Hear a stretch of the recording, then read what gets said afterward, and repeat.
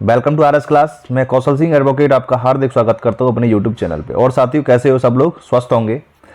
दोस्तों देखिए, आज हम पढ़ेंगे घरेलू हिंसा, जो कि सबसे ज़्यादा चल रहा है। घरेलू हिंसा अधिनियम, यानी इसे कहते हैं 12 DV एक्ट। 12 DV एक्ट सबसे ज़्यादा बोला जाता है, ये घरेलू हिंसा बोला जाता है। फिर इसको हिंदी में घरेलू हिंसा पर कुछ ऐसे चौंकाने वाले तत्व हैं जो आपने कभी नहीं समझे होंगे और ना ही आपने जाने होंगे। घरेलू हिंसा कैसे लगती है और किन किन परिस्थितियों में घरेलू हिंसा लगाई जाती है, और घरेलू हिंसा आखिरकार में लगाने के मकसद क्या है, घरेलू हिंसा लगाई क्यों जाती है, और घरेलू हिंसा जब लगती है तो ऐसा क्या कारण है कि जिस तथ्य के ऊपर यह घरेलू हिंसा लगाई जाती है, और इसे कौन डाल सकता है। दोनों पक्ष में से, लड़की पक्ष में से लड़की डाल सकती है या फिर लड़के पक्ष में से लड़के वाले डाल सकते हैं। कौन इसे डाल सकता है, ये सारी जानकारी करेंगे हम। क्या इसमें सजा है, क्या इसमें जमानत है, और क्या क्या इसमें प्रावधान किया गया है, क्या इसमें बदलाव किए गए हैं, क्यों आवश्यकता पड़ी घरेलू हिंसा की, 12 DV एक्ट की क्यों आवश्यकता पड़ी, ये सारी जानकारी करेंगे।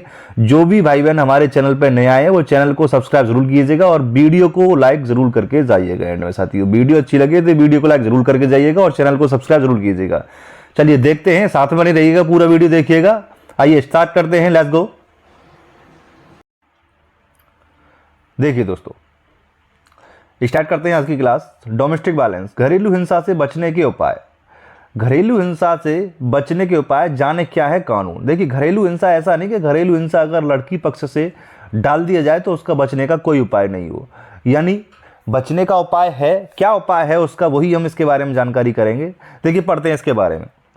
जब किसी महिला को उसके परिवार का ही कोई व्यक्ति शारीरिक रूप से चोट पहुंचाता है, शारीरिक रूप से चोट पहुंचाता है, उसकी गरिमा के साथ खिलवाड़ करता है, उनका अपमान करता है, उन्हें उनका हक नहीं देता है, या मानसिक रूप से या परेशान करता है, तो ये सभी घरेलू हिंसाएं कहलाती हैं। क्या होता है साथियों, घरेलू हिंसा क्या होती है कि उसकी गरिमा के साथ खिलवाड़ करता है, उन्हें शारीरिक चोट पहुंचाता है, उनका अपमान करता है, उन्हें उनका हक नहीं देता है, या मानसिक रूप से परेशान करता है। तो ये सारी जो परेशानियां क्या आ जाएंगी, घरेलू हिंसा में आ जाएंगी। अगर आपके साथ ये परेशानी हो रही है तो आप घरेलू हिंसा डालने के लिए एप्लीकेबल आप हो जाओगे साथियों। चलिए आगे देखते हैं। देखिए आगे देखते हैं, आगे आ जाता है इसमें। देखिए आगे आ जाता है इसमें, भारत में हर दूसरे घर में महिलाएं घरेलू हिंसा की शिकार होती रहती हैं। हमारे समाज में घरेलू हिंसा की नींव एक थप्पड़ से रखी जाती है साथियों। फिर वही थप्पड़ धीरे धीरे दर्दनाक मौत की कहानी बन जाता है। स्टार्टिंग कहाँ से होती है कि एक थप्पड़ से नींव रखी जाती है और वही कहानी धीरे धीरे दर्दनाक मौत बन जाता है। यानी एक थप्पड़ ही ऐसा फितूर दिमाग में पैदा कर देता है कि आजकल जो चल रहा है उसमें एक थप्पड़ ही आपको बर्बादी की तरफ ले जाने में पूरा सक्षम बन जाएगा। चलिए देखिए, आगे मैंने एक चित्र के माध्यम से आपको दर्शाने की कोशिश की है कि कैसे क्या होता है। देखिए, घरेलू हिंसा के कुछ मामले पुलिस स्टेशन तक तो पहुंचते हैं और कुछ मामले घर की चारदीवारी में ही कैद होकर रह जाते हैं। जैसे कि ये मैंने चित्र के माध्यम से दर्शाया है कि जो महिलाएं होती हैं, तेज तर्रार महिला होती हैं, जो आज के समाज में आजकल आ रही हैं, जो आजकल की लड़कियां आ रही हैं, वो तो स्टेशन तक, पुलिस स्टेशन तक ले जाती है केस को। लेकिन जो पिछले जो हैं, और जैसे कि आप कह लीजिए कि गांव की लड़कियां हैं, वो इस तरह से बेचारी घर की चार दीवारी में ही कैद रहती हैं और पति की जो हिंसा है वो सहन करती रहती है। ये एक चित्र के माध्यम से मैंने आपको दर्शाने की कोशिश की है। चलिए आगे देखते हैं। देखिए आगे पढ़ते हैं, इसमें आगे क्या है। देखिए आगे लिखा है इसमें, हमारे देश में घरेलू हिंसा को लेकर सख्त कानून है, फिर भी क्यों ये कम होने के बजाय बढ़ता जा रहा है। ऐसी बात नहीं है कि घरेलू हिंसा को लेकर कोई कानून नहीं है, घरेलू हिंसा को लेकर सख्त कानून है, लेकिन फिर भी ये बढ़ता जा रहा है। इससे जुड़े कानून के बारे में, जिसके बारे में देश की हर महिला को पता होना चाहिए, ताकि वो अपनी रक्षा खुद कर सके। साथी, अपनी रक्षा खुद कर सके, कानून के बारे में हर एक महिला को जानकारी होनी चाहिए। चलिए, लेकिन होता क्या है कि इसका गलत इस्तेमाल होता जा रहा है और गलत तरीके से केस जो है बढ़ते जा रहे हैं। देखिए आगे देखते हैं, साथ बने रहिएगा। आगे देखते हैं क्या है घरेलू हिंसा, डोमेस्टिक वायलेंस क्या है, आखिरकार में ये घरेलू हिंसा है क्या।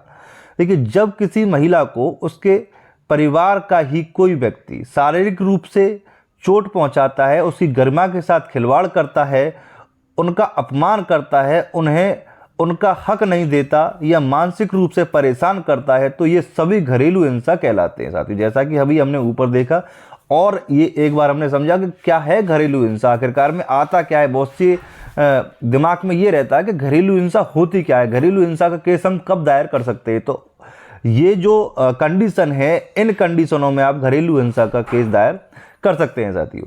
चलिए आगे देखते हैं, बनी रहिएगा साथ में। आगे लिखा है आपका ये देखिए, आगे आ जाता है घरेलू हिंसा पर कानून। देखिए घरेलू हिंसा पर क्या क्या कानून है। घरेलू हिंसा से महिला संरक्षण अधिनियम 2005, देखिए 2005, protection of women from domestic violence act 2005, यह भारत के संसद द्वारा पारित एक अधिनियम है। इस अधिनियम का मुख्य उद्देश्य महिलाओं की घरेलू हिंसा से रक्षा करना और कानूनी सहायता उपलब्ध कराना है। क्या है ये 2005 में लाया गया था। घरेलू हिंसा का जो कानून है ये 2005 में लाया गया था। इसका उद्देश्य क्या था कि जो महिलाएं हैं, जो घरेलू महिलाएं हैं, उनकी जो रक्षा है, उनका मुख्य उद्देश्य था, उनकी रक्षा करना इसका मुख्य उद्देश्य था। देखिए इसे 26 अक्टूबर 2006 को लागू किया गया था। अगर प्रश्न आ जाता है कि घरेलू हिंसा यानी डीवी एक्ट को लागू कब किया गया था, तो इसे लागू किया गया था 26 अक्टूबर 2006 को। घरेलू हिंसा की कानूनी परिभाषा क्या है, घरेलू हिंसा की कानूनी परिभाषा जानते हैं, चलिए देखते हैं। देखिए घरेलू हिंसा से महिला संरक्षण अधिनियम 2005, इस अधिनियम में घरेलू हिंसा को परिभाषित किया गया है जिसके तहत आरोपित पक्ष का कोई बर्ताव भूल या किसी और को काम करने के लिए नियुक्त करना घरेलू हिंसा में माना जाएगा, घरेलू हिंसा में माना जाएगा साथियों। आगे देखते हैं आगे क्या लिखा है इसमें, और आगे देखते हैं इसमें, और आगे आ जाता है, थोड़ा छोटा करते हैं इसे। देखिए और आगे आ जाता है घरेलू हिंसा के प्रकार। देखिए घरेलू हिंसा के क्या क्या प्रकार है। नंबर 1, किसी महिला को हानि पहुंचाना या जख्मी करना घरेलू हिंसा है। किसी पीड़ित की जिंदगी को, अंगों या हित को मानसिक या शारीरिक रूप से खतरे में डालना, अंगों को यानी उसका कोई भी अंगों उसे खतरे में डालना, उसे कष्ट पहुंचाना या मानसिक रूप से उसे प्रताड़ित करना, शारीरिक रूप से उसे प्रताड़ित करना या खतरे में डालना, ऐसा करने की नीयत भी अगर आप रखते हैं तो वो घरेलू हिंसा में आ जाता है। अगर ये सब आप करते हैं तो भी वो घरेलू हिंसा की श्रेणी में आएगा और घरेलू हिंसा केस वो एप्लीकेबल आपके खिलाफ कर सकती है साथियों, एप्लीकेबल होगी केस करने के लिए आपके खिलाफ। चलिए आगे देखते हैं आगे क्या है इसमें। देखिए आगे आ जाता है इसमें बोलकर शारीरिक रूप से या यौनिक उसकी भावना को या आर्थिक रूप से हानि पहुंचाना भी शामिल है। देखिए यानी इसमें लिखा है, ये देखिए अक्सर ये गलत हो गया है, इसमें लिखा है इसमें बोलकर शारीरिक रूप से या फिर यौन उत्पीड़न करके या फिर उसकी भावना को ठेस पहुंचा के आर्थिक रूप से हानि पहुंचाना भी शामिल है। इसमें सारी चीज़ें आ जाती हैं साथियों। नंबर 2 आ जाता है इसमें दहेज के लिए महिला या उसके रिश्तेदारों को किसी भी तरह से मजबूर करना, ये भी आ जाता है इसमें। दहेज के लिए अगर आप उसके रिश्तेदारों को उत्पीड़न करते हो उसका दहेज के लिए कि दहेज लेके आ, तो ये भी घरेलू हिंसा की श्रेणी में आएगा साथियों। चलिए आगे देखते हैं। हालांकि इसके लिए एक 498 डलता है घरेलू हिंसा के, खैर आता तो है ये, लेकिन दहेज के लिए 498 डल जाता है, लेकिन ये भी इसमें दे रखा है। इस अधिनियम की धाराएं देखिए, इस अधिनियम की धाराएं, धारा 4 में क्या दे रखा है, information to protection officer and exclusive liability of informant. इस तरह के मामले को देखने के लिए एक संरक्षक अधिकारी होते हैं। इस धारा के तहत अगर घरेलू हिंसा किया जा चुका हो या किए जाने वाला हो या किया जा रहा है, इसकी सूचना कोई भी व्यक्ति संरक्षण अधिकारी को दे सकता है। इसकी सूचना कोई भी कर सकता है। अगर कोई व्यक्ति अच्छे भाव से किसी हिंसा की होने की घटना देता है लेकिन वो नहीं घटी, फिर भी उस व्यक्ति पर किसी भी तरह का कोई दंडात्मक कार्रवाई नहीं की जाएगी। देखिए इस बारे में अगर कोई घटना दे देता है, उसको लगता है, मान लीजिए ए नाम का व्यक्ति है और ये बी नाम का पड़ोसी है। क्या है ये? बी नाम की महिला का पड़ोसी है और इस ए नाम के व्यक्ति को लगता है कि बी नाम की महिला के साथ कुछ घटना घटित हो रही है। ये अगर पुलिस को दे देता है, सिर्फ लगने पर पुलिस को ये सूचना दे देता है, तो इसने कोई अपराध नहीं किया, चाहे इसके साथ में घटना हो रही हो या नहीं हो रही हो। ऐसा नहीं कि होनी ही चाहिए, अगर नहीं भी हो रही होगी तो भी ये इसने कोई गलत काम नहीं किया। ठीक है साथियों, आगे देखते हैं। इसमें आगे दे रखा है इसमें, चलिए आगे दे रखा है इसमें साथियों, देखिए आगे दे रखा है इसमें धारा 5। धारा 5 क्या कहती है? इसके तहत पुलिस अधिकारियों, सेवा प्रदाताओं और मजिस्ट्रेट के क्या कर्तव्य हैं उसके बारे में बताया गया है। जब इनमें से किसी को भी घरेलू हिंसा के बारे में पता चलता है तो पीड़ित व्यक्ति उन्हें जानकारी से अधिकारी देते हैं। यानी पीड़ित व्यक्ति हैं, उन्हें ये जानकारी ये अधिकारी देते हैं कि तुम्हें क्या करना चाहिए। धारा 5 में ये कहा गया है, धारा 5 में कहा गया है पुलिस अधिकारियों से सेवा मिलती है, मजिस्ट्रेट से सेवा मिलती है। मजिस्ट्रेट का ये कर्तव्य होता है कि तुम्हें इस बारे में क्या करना चाहिए, ये मजिस्ट्रेट आपको सलाह देगा। ये धारा 5 के अंतर्गत आपको बताया गया है साथियों। चलिए आगे देखते हैं, आगे क्या कह रहा है ये देखिए। आगे कहता है आपका नंबर 1, सेवा प्रदाता की सेवा उपलब्धता। इसके तहत पीड़िता को संतुष्टि देना होता है कि उन्हें इस तरह से सहयोग किया जाएगा। यानी इसके अंदर कहा गया है कि पीड़िता को संतुष्टि दी जाती है कि तुम्हें हम सहयोग करेंगे, तुम्हारा हम और तुम्हारा पूरा सहयोग किया जाएगा। नंबर 2 क्या कहता है इसमें? संरक्षण प्रदाताओं की सेवाओं की उपलब्धता की जानकारी, यानी जानकारी। इसके तहत पीड़िता को यह बताया जाता है कि उनकी के मदद के लिए, यानी उनकी मदद के लिए केवल सेवा प्रत ही नहीं बल्कि संरक्षण अधिकारी और मजिस्ट्रेट भी हैं। यानी केवल सेवा करना ही हमारा कर्तव्य नहीं है, आपके लिए मजिस्ट्रेट अधिकारी भी शामिल होंगे आपकी सेवा करने के लिए, आपकी बात सुनने के लिए साथियों, ये कहा गया है इसमें। चलिए आगे देखते हैं, आगे और क्या है। आगे है इसमें, आगे आ जाता है इसमें नंबर 3, मुफ्त विधिक सहायता प्राप्त करने का। देखिए, मुफ्त विधिक सहायता प्राप्त करने का मतलब मुकदमा करने के लिए आपको कोई पैसा देने की जरूरत नहीं पड़ेगी। भारत सरकार ने इसके लिए व्यवस्था कर दी है। इस सरकार की तरफ से आपको वकील भी दिया जाएगा। यानी प्रोसिक्यूशन जो होता है, प्रोसिक्यूशन की तरफ से सरकार जो देती है, जो सरकारी वकील बोलते हैं, जो प्रोसिक्यूशन जो सरकारी वकील दिया जाएगा। लेकिन आजकल क्या होता है कि सरकारी वकील की जगह प्राइवेट वकील काम करते हैं, तो प्राइवेट वकील भी कर सकते हो और आपको सरकार की तरफ से भी प्रोसिक्यूशन की तरफ से वकील मिलेगा साथी। चलिए देखिए आगे देखते हैं, आगे क्या कह रहा है इसमें। आगे कहा गया है इसमें, देखिए आगे कहा गया है इसमें, भारतीय दंड संहिता की धारा 498 का के तहत परिवाद दाखिल किया जाता है। परिवाद दाखिल किया जाता है। धारा 6 क्या कह रहा है? आश्रय गृह के कर्तव्य। अगर कोई व्यक्ति या उसकी ओर से कोई संरक्षण अधिकारी या कोई सेवा प्रदाता किसी आश्रय गृह जैसे कोई आश्रम या पीजी के मालिक से पीड़ित को रहने की जगह उपलब्ध कराने का अनुरोध करता है तो वह व्यक्ति पीड़ित को रहने की जगह देता है। इसीलिए किया जाता है क्योंकि जिस घर में महिला के साथ हिंसा हुई है वह पीड़िता का रहने का लायक नहीं है, यानी पीड़िता वहां पर नहीं रह सकती। इसीलिए ये सारी बातें उसमें लिखी जाती हैं कि पीड़िता को एक रहने के लिए अगर अलग जो है मकान दिया जाए। ये सारी चीज़ें उसमें लिखी जाती हैं। चलिए आगे देखते हैं, आगे क्या कहा गया है इसमें। आगे कहा गया है इसमें सुरक्षित नहीं माना जाता है। जैसे कि वो कहा मैंने अभी, पीड़िता के लिए वो घर सुरक्षित नहीं माना जाता है जिसमें कि पीड़िता के साथ अत्याचार होता है। तो महिला की सुरक्षा के लिए ये कदम अधिकारियों द्वारा उठाया जाता है। यानी ये कदम अधिकारियों द्वारा उठाया जाएगा कि तुम्हें रहने के लिए अलग व्यवस्था की जाएगी। धारा 7 में क्या कहा गया है?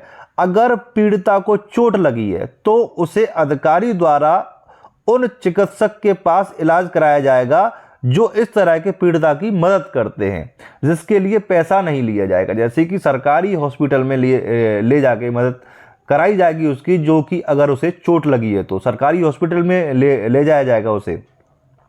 चलिए आगे देखते हैं, धारा 8 में और धारा 9 में क्या कहा गया है। देखिए थोड़ा छोटा करते हैं।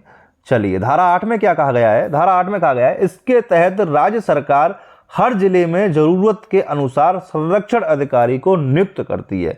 कोशिश की जाती है कि अधिकारी कोई महिला ही हो।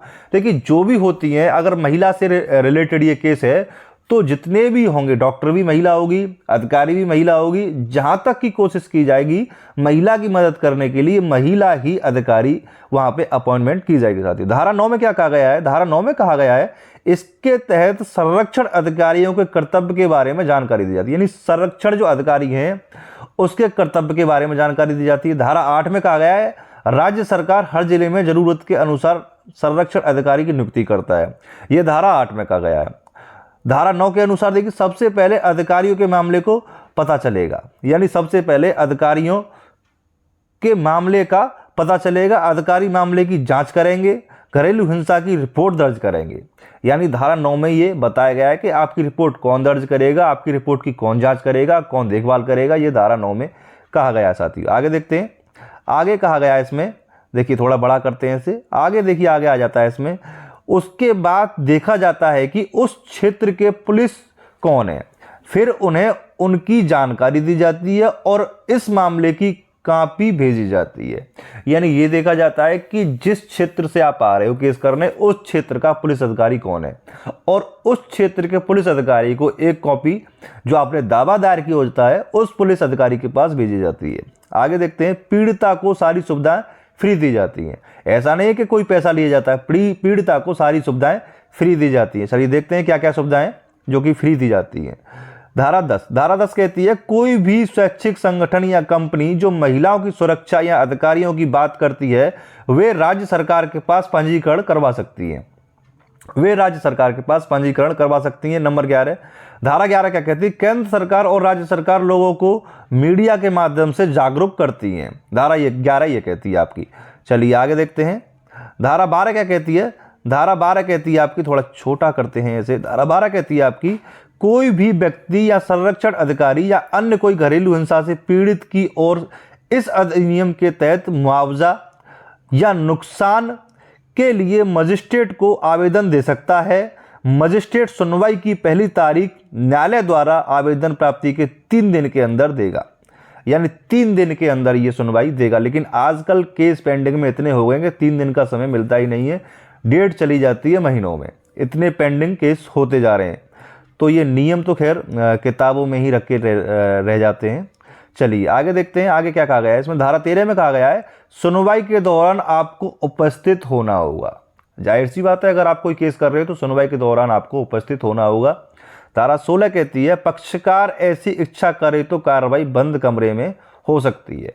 अगर वो चाहती है लड़की कि उसकी जो कार्रवाई है उसे कोई और थर्ड पर्सन ना सुने तो कार्रवाई बंद कमरे में की जा सकती है। चलिए 18 कहती है पीड़िता और मजिस्ट्रेट के सामने आरोपित को अपना पक्ष रखने का मौका दिया जाता है, जिसके बाद मजिस्ट्रेट अपना आदेश करता है। देखिए पीड़िता और आरोपित पक्ष को दोनों को मजिस्ट्रेट के सामने अपना पक्ष रखने का मौका दिया जाता है, जिसके बाद मजिस्ट्रेट अपना आदेश पारित करता है। साथियों धारा 18 ये कहती है आपकी, देखिए और क्या कहती है, और कहती है आपकी ये कि ये थोड़ा छोटा करते हैं इसे, 1 मिनट थोड़ा छोटा कर लेते हैं ताकि आ जाए थोड़ा ये पूरा स्क्रीन पे। इसके तहत अगर 2 लोगों के अलावा अगर कोई और भी लड़ाई करवाता है तो वो भी सजा के पात्र होंगे। ऐसा नहीं है कि पति ही इसके लिए दंडनीय होगा, नहीं, अगर पति के साथ भी और कोई 2 लोग मिले हुए हैं तो वो भी सजा के पात्र होंगे। इसके अलावा मजिस्ट्रेट आरोपी को कहीं जाने से रोक देता है, कहीं नहीं जाएगा वो, कहीं नहीं जाने से रोक देता है। धारा 19 में कहा गया है। धारा 20 क्या कहती है? आवेदन का निपटारा करते समय मजिस्ट्रेट पीड़िता या उसकी संतान को घरेलू हिंसा के बाद हुए खर्चे एवं हानि की पूर्ति आरोपित से करवाने का आदेश देता है।